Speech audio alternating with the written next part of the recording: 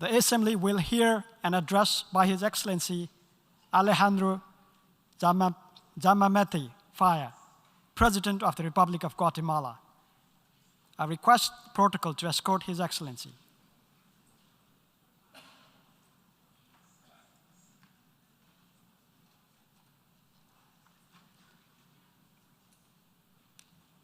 On behalf of the General Assembly, I have the honor to welcome His Excellency Alejandro Giammattei Falla, the President of the Republic of Guatemala, and to invite him to address the Assembly.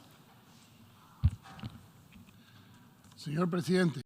Mr. President, I congratulate you on your excellent leadership and the important topic chosen for this session, which invites us to reflect at a critical time in history to address the different crises that are affecting the peaceful coexistence of mankind.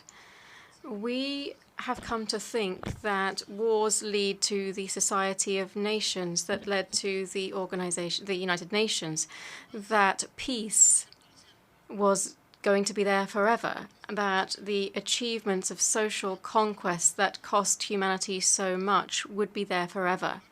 But throughout the years, we have woken up from this dream to find ourselves in a wounded, contaminated and contradicted world. Today, we need to come together to seek solutions, to raise our voices once again, to discuss and to once again build.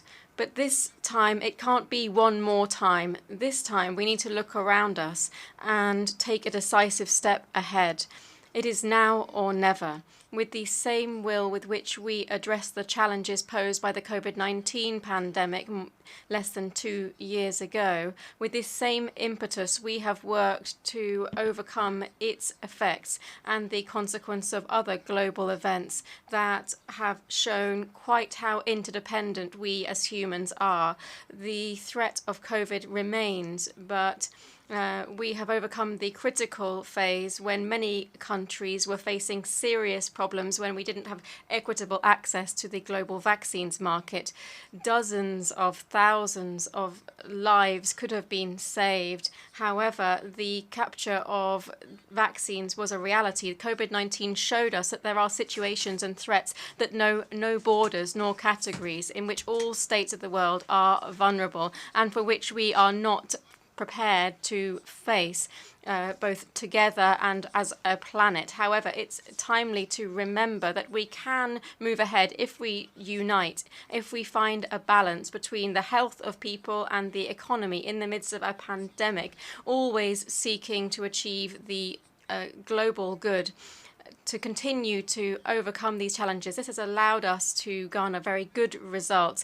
My government took action through a fiscal policy, a prudent fiscal policy, which contributed to us recovering economic activity with a growth of 0.8% in the last year. This growth has been recognized by international organizations. We are also facing the constant threat of climate change, which every year reveals is increasingly dangerous. And according to figures from ECLAC, this has caused more than $6 billion worth of damage in my country. Last year, Guatemala and the rest of Central America and Latin America would like to call attention to the harm from climate change in our area. We continue to recover from the harm of climate change this year and in previous years without the industrial world responding with the answers to the problems that they have caused. In Guatemala, we have made efforts to rebuild public infrastructure and recover our agricultural production. We have built entire communities. My country is mega diverse. It is one of the 20 countries that is home to more than 70% of the biodiversity on the planet. And we are constantly facing the threats posed to global heritage, not only to Guatemala, but around the world. We have looked at forestry concessions and licensing in my country. We have a forestry reserve, which is one of the largest in the continent and the world. Previous governments did not pay attention to these forestry licenses. In the last 2.5 years, however, we have doubled these, achieving almost 15,000 hectares, which have benefited thousands of families. This protects them, including against forest fires. Through appropriate forestry policies, they are able to live off the forests. This also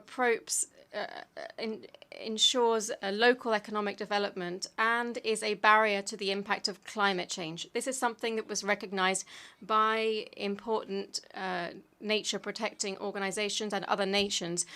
We have also promoted agriculture to enable small farmers who, due to climate change or drought, are facing threats. They have been able to recover and move ahead with their harvests.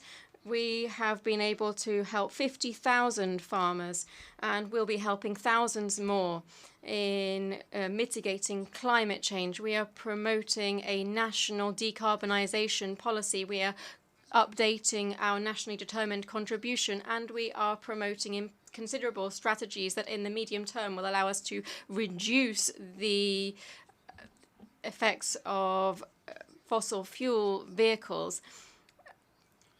We have implemented a law to incentivize electric vehicles, which promotes the trade of electric vehicles in our country. Guatemala continues to comply with our energy policy.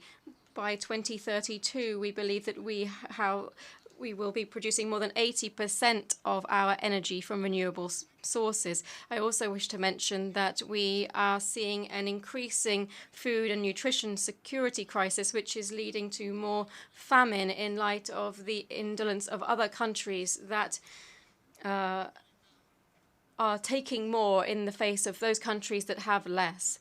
Mr. President, migratory phenomena have multiple causes. The economic driver, there's economic drivers and climate change. These are some of the main causes. Our country has worked on structural and not ad hoc solutions, which are the only way to enable migration to be sustainable. For that reason, we have enabled the appropriate legal framework to address the basic needs of our population, as well as a law that promotes social interests. It's important to underscore that only through these efforts, a holistic effort, will allow people not have to migrate irregularly, leaving behind the little that they have. The illegal trafficking in migrants has become a national and transnational security issue. In Guatemala, we have seen mass flows of migrants that are better known as caravans coming from other countries in the region and going to other countries in the region.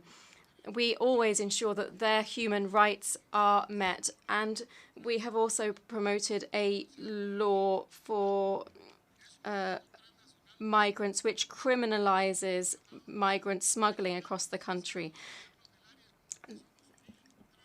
This recognizes that we are a country of origin, transit, and destination. It allows us as countries in the region to work together. Mr. President, representatives, we are standing at a crucial time, and if we look together, we will be able to find solutions to interconnected threats. Regional and transnational security is related to this. We continue to face drugs trafficking, and I would appeal to consumer countries, as I said in my speech last year, should continue to fuel this trade while they do not break down the structures that protect it, and that if they do not do so, it will continue to be a threat to a country such as ours. Mr. President, the sovereignty of states is fundamental in bilateral and multilateral relations. Regardless of how big or small countries may be, relations must be based on a respectful treatment, and we must recall that no country or organization can or must interfere in the internal affairs of other countries. But it is not always this way. Mr. President, at a global level, we see new crises. Many of these, regrettably, are caused by the same human will to overlook the sovereignty of states. This organization must be more effective in protecting the possibility of a third confrontation of great dimensions. The United Nations, as an international guardian, as the center of the protection of peace and security between countries, will not be able to resolve these issues if it does not represent us as representatives of our states to resolve our differences peacefully, based on dialogue and negotiation, respecting the sovereignty of each state. We see harmful levels of hate speech, discrimination against migrants, and other events that we hadn't seen since the end of the Second World War. Once again, we are bearing witness to the use of force and violence by one state against another, nationalist ideological confrontations, the imposition of certain ideologies, rejecting democracy as a system. We are seeing widespread violations of human rights. And in this context, Guatemala insists on the topic and fully joins the global call for an end to the war in Ukraine and the threats to the stability to Taiwan and Israel. We cannot allow this war in Ukraine to continue. I've been to the country. As the president of Guatemala, I am the only governor from my region that has visited the country during this period. I spoke out openly against the war there or in any other part of the world. During my official visit, I was able to see on the ground the precarious situation of people in the country whose population continues to be defenseless to the ravages of war, including constant bombings. But peace is not a lack of war. A renewed United Nations organization is called to create the right conditions in the world which would allow for holistic development and the well-being of people. As I said in my speech in Kiev recently, I would like to refer to this and focus on what is said in the Charter of the United Nations. This organization was made to preserve future generations from the scourge of war, to reaffirm faith in the fundamental rights of man and the dignity of the humankind, in the dignity of men and women, but also of small and large countries, to create the conditions under which we can have justice and respect for obligations emanating from treaties and other sources of international law. And for these reasons, says the Charter, to practice tolerance, to live peacefully, to get together, to join our forces to maintain international peace and security. In light of the current international panorama, we urgently need to recall these purposes that led to the birth of this organization and which allow for the transformation of this organization in order to ensure that we have more tools and resources to overcome global challenges. Profound changes to the Security Council are urgently needed so that the world can be ensured respect for sovereignty, territorial integrity, self-determination of peoples, but above all, peace. Guatemala, as a country with a peaceful vocation, reiterates its request for the Security Council to honor its responsibility without any ideological biases, but to ensure that there are no countries that can veto resolutions unless they are authentically seeking to protect peace. Mr. President, we cannot delay this change project. We need to see change. We need to change the bases of the United Nations so that it has the right mechanisms to respond to the main challenges of mankind. That is, peace and development is so needed.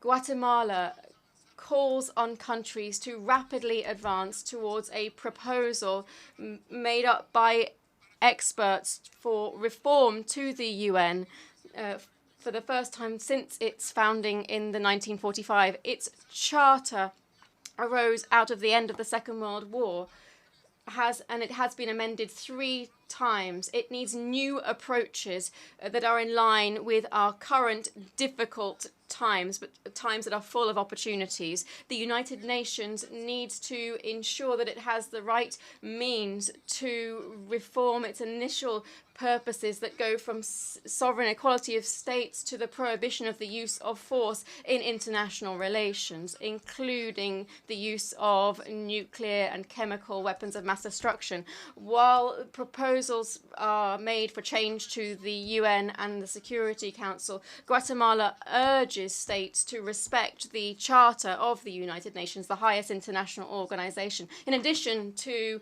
the initiative to reform the United Nations, we also need to take measures to ensure drastic changes to crucial institutions in multilateralism, leaving aside the ideologies that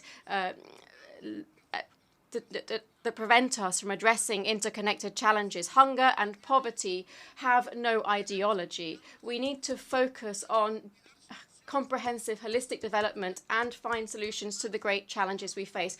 Guatemala is one of the founding countries of the United Nations, and it has demonstrated its support and stands ready to collaborate with the open readiness of states to foster multilateralism that is related to international cooperation, to, within these reforms, ensure the right of Taiwan to belong to this organization and also recognize it as a nation, because it has been denied this right by one of the permanent members of the Security Council. Mr. President, I would like to emphatically state that peace is possible and the commitment of maintenance of it can be achieved, but we need to take decisive action to change this, and as leaders we need to change the direction of our societies. Let us seek peaceful coexistence between peoples and nations.